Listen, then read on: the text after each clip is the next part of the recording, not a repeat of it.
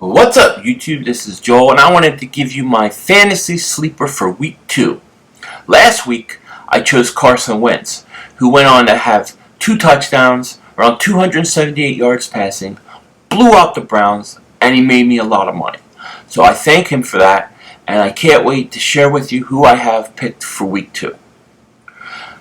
Now, just because I pick a guy who may not be the leader or score the most points, you have to account for salary. If you have a guy who's making, 20 points in a fantasy week compared to a guy who's making 30 points, but you're paying $9,000 for the guy getting you the 30 points and $5,000 for getting you the guy that scores 20 points, sometimes the better buy is the guy that scores you 20 points, because on the other end of that, you can receive more players in other positions and use that money elsewhere.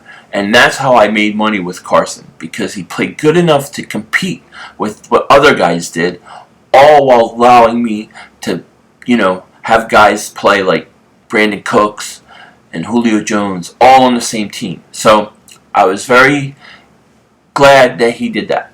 Now, on to week 2. This week, my fantasy sleeper is Carson Wentz. That's right. I'm going to choose him 2 weeks in a row. And this is why. He is only a little more expensive than he was last week. And he's also playing Monday Night Football against the Bears, whose defense I do not like. Now, what the Eagles did last week was they came out a lot of short passes, a lot of underneath stuff, a lot of quick things for Carson to kind of get adjusted to ease into the game. They're going to come out and they're going to try to do that again this week. Chicago's also going to game plan it. Chicago's going to bring heavy blitzes. They're going to try to confuse Carson Wentz. And the Eagles are going to use the quick passes and the quick slants and the quick outs and all those type of things. Now, Chicago's going to know this and play it too. So what's going to happen is when the Eagles adjust, and I think right around the second half when they adjust, he's going to start throwing the bombs. He's going to have to throw downfield and beat them with his legs and with his arms.